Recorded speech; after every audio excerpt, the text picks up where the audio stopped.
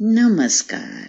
सुनो कहानी श्रृंखला के अंतर्गत प्रस्तुत है कहानी बड़े दिन की पूर्व सांझ, जिसकी लेखिका हैं ममता कालिया जी। मुझे नृत्य करना नहीं आता था, रुचि भी नहीं थी। मैंने ऐसा ही कहा था। वह बोला, आता मुझे भी नहीं है। मैंने सोचा बात खत्म है। उसने हाथ में पकड़ी मोमबत्ती की तरफ देखा और हकबकाया सा हंस दिया। यह मैंने ले ली थी। मुझे पता नहीं था इसका मतलब यहाँ यह होता है। सब अपनी अपनी मोमबत्तियों और लड़कियों के साथ फ्लोर पर थे। बैंड उसका इंतजार कर रहा था। देखिए प्लीज, मेरे दोस्तों में मेरी बहुत हंसी होगी अगर मैं नाच न पाया। वह तब तक नर्वस हो गया था। मैं उससे ज्यादा अटपटी हालत में थी। मैंने रूप की तरफ देखा, फिर उसकी तरफ। मैंने निर्णयात्मक ढंग से कहा, मैं शादीशुदा हूं, ये मेरे पति हैं। उसने मुझे छोड़ रूप से प्रार्थना करनी शुरू कर दी। बड़े दिन की पूर्व सांझ को नृत्य जाने बिना भी नाचना मैं अजीब न मानती, पर रूप ने मोमबत्ती नहीं खरीदी थी और हमारी शादी को सिर्फ 5 दिन गुजरे थे। 4.5 दिन हम एक ही कमरे में कैद रहे थे और उठने के नाम पर बाथरूम तक जाते थे। आज बाहर आते समय मुझे लगा, मैंने कहा भी, दिन सफेद नहीं लग रहा तुम्हें? रूप ने सिर्फ कहा, लोग अभी भी बस की क्यू में खड़े हैं। वह रूप से बात कर चुकने पर मेरी ओर ऐसे बढ़ा कि उसे अनुमति मिल गई है। मैंने रूप की ओर बिल्कुल पत्नियों वाली निगाह से देखा। वह चौड़ा बड़ा पैग मुंह में उड़ेल रहा था। हमारे फ्लोर पर आते ही बैंड शुरू हो गया। वह लड़का खुश था। उसने मोमबत्ती जला ली थी और ढूंढ ढूंढ कर दोस्तों की ओर देख रहा था। जिस किसी दोस्त से उसकी आंख मिल जाती, वह मुझे अधिक कसकर पकड़ लेता, जैसे बच्चा एक और बच्चे को देखकर अपना खिलौना पकड़ता है। मैं सोच रही थी वह मुझसे बोलेगा, पर शायद नृत्य की तहजीब का पता ना था उसे। वह मुझसे बिल्कुल बात नहीं कर रहा था, बस नर्वसनेस में बार बार मुस्कुरा रहा था। उसे इस बात का काफी ख्याल था कि मोम मेरी साड़ी पर न गिर जाए। प्रथा के विपरीत मैंने ही बात शुरू की। तुम्हारा नाम शायद जोशी है, उसने कहा। नहीं, भार्गव। ऐसा नहीं लगता कि तुम पहली बार नाच रहे हो। वह चुप रहा। थोड़ी देर बाद उसने मुझसे फिर माफी मांगी। मैंने आज आपको बड़ा तंग किया, पर नृत्य करना मेरे लिए जरूरी था। यह एक, मैंने बीच में टोक दिया, मैं समझती हूं। वह मुझे आप कहकर संबोधित कर रहा था। मैंने अनुमान लगाया कि उसकी अभी शादी नहीं हुई थी। शादी के पहले मैं भी इतने लोगों को आप कहा करती थी कि अब मुझे ताज्जुब होता था। वह बहुत छोटा और अकेला लग रहा था। रूप को मैं जहां खड़ा छोड़ आई थी, उस ओर इस वक्त मेरी पीठ थी। मैंने उससे कहा, जरा देखना, मेरे पति वहीं खड़े हैं क्या? उसने कहा, नहीं, वह यहां नजर नहीं आते।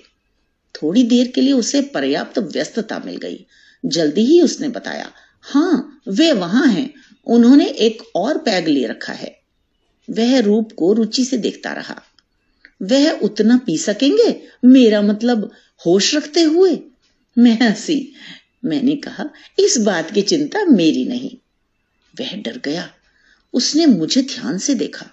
मैंने बताया, नहीं, मैं नहीं पीती। वह दुखी हो गया था। मैं ज्यादा नहीं पी सकता। हमारे मेस में सिर्फ ड्रिंक्स की पार्टियां होती हैं, तो बड़ी असुविधा होती है। मैंने कहा, तुमने घर पर कभी नहीं पी होगी। उसने गर्व से बताया कि उसके घर में अंडा भी नहीं खाया जाता।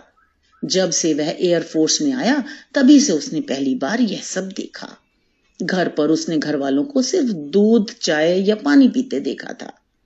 मैंने पूछा, तुमने चखी है? हाँ, मुझे बहुत कड़वी लगी है। मैंने कहा, मुझे कड़वाहट पसंद है। उसने मेरी तरफ ध्यान से देखा। मैंने फिर आश्वासन दिया कि मैं वाकई नहीं पीती। उस ओर जब तक मेरा मुंह हुआ, रूप वहां नहीं था। मैंने एकदम उससे पूछा, मेरे पति कहाँ हैं? वह सकपका गया। मैंने नहीं देखा, मुझे नहीं मालूम, मुझे अफसोस है। मैंने उससे कहा, मैं जाना चाहूंगी। भार्गव ने मुझे समझाना चाहा कि डांस नंबर के बीच में से जाने से उसकी स्थिति कितनी अजीब हो जाएगी। उसने कहा, आपके पति बाग में गए होंगे, आ जाएंगे। मुझे हंसी आने लगी। मैं रूप को ढूंढने नहीं जा रही थी। दरअसल मैं उस ऊल जलूल कवायद से तंग आ गई थी। अनभ्यस्त होने की वजह से हमारे जूते बार बार एक दूसरे के पैर पर पड़ रहे थे। वह मेरी साड़ी पर बहुत बार पैर रख चुका था और मुझे उसके फटने की आशंका थी। उसने कहा, मेरी मोमबत्ती के नीचे एक नंबर है। अगर उद्घोषणाओं के बाद यह शेष रही तो मुझे कोई उपहार मिलेगा। मैंने फ्लोर पर गिना 4 जोड़े बचे थे। उसे अपने लकी होने की काफी आशा थी। उसने शर्माते हुए बताया कि वह रेस में हमेशा जीतता है। मैंने पूछा, वह कितना लगाता है? उसने कभी 100 से ज्यादा नहीं लगाया था। उसने कहा कि उसकी समझ में नहीं आता कि वह किस घोड़े पर लगाए। वहां जाता है और उसके आगे खड़ा आदमी जिस घोड़े पर दांव लगाता है, जिसे वह देखता है, उसी पर वह लगा देता है। मैंने उसका जन्मदिन पूछा और उसका लकी नंबर उसे बताया। वह खुश हो गया। उसने मुझसे कहा, आप बुरा ना माने तो एक बात पूछूं? आपके पति बुरा तो नहीं मानेंगे? मुझे भार्गव पर लाड़ आने लगा यह सवाल लेकर उसने काफी मत्थापच्ची की होगी। इस वक्त वह सहमा सा मुझे देख रहा था। मैंने कुछ नहीं कहा, बस जहां रूप कुछ देर पहले खड़ा था वहां देखकर चाव से हंस दी। उसे उत्तर की सख्त अपेक्षा थी। मैंने गर्दन से ना कर दी। तुम्हारे साथ कोई लड़की नहीं? उसे लेकर मुझे जिज्ञासा हो रही थी। उसने कहा, मेरी अभी शादी नहीं हुई। मेरा मतलब तुम्हारी कोई गर्लफ्रेंड? मैंने अंग्रेजी में पूछा था। वह और नर्वस हो गया। थोड़ी देर में संयत होकर उसने बताया कि उसकी मां ने अब तक उसके लिए दर्जनों रिश्ते नामंजूर कर दिए हैं। वह खूबसूरत सी लड़की चाहती हैं, बेशक वह इंटर ही पास हो। हमारा नंबर इस बार आउट हो गया। मैं हॉल में रूप को खोजना चाह रही थी। भार्गव भी साथ साथ देख रहा था।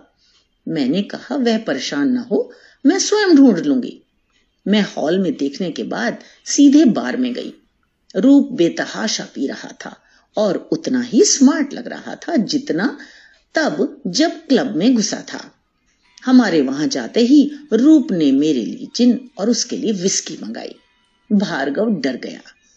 मैंने रूप को इशारे से मना किया। भार्गव बहुत पी चुका है, अभी इसे मोटरसाइकिल पर 12 मील जाना है। भार्गव ने कृतज्ञ आंखों से मुझे देखा। उसने एक बार फिर रूप से सफाई में कुछ कहा। उसकी समझ में नहीं आ रहा था कि कितनी देर में ऑल राइट कहकर चले जाना चाहिए। वह जेब से मोटरसाइकिल की चाबी निकालकर खेलने लगा। रूप ने मुझे कोट पहनाना शुरू कर दिया, क्योंकि हमारा इतनी देर बाहर रहना काफी साहस की बात थी, यह मानते हुए कि हमारी शादी को सिर्फ 5 दिन हुए थे। मुझे आशा है कि आप ये कहानी अपने दोस्तों के साथ अवश्य साझा करेंगे, जिससे महान साहित्यकारों की रचनाएं सब लोगों तक पहुंचें और उनकी कहानियां अमर हो सके। तो मिलते हैं अगली कहानी में। धन्यवाद।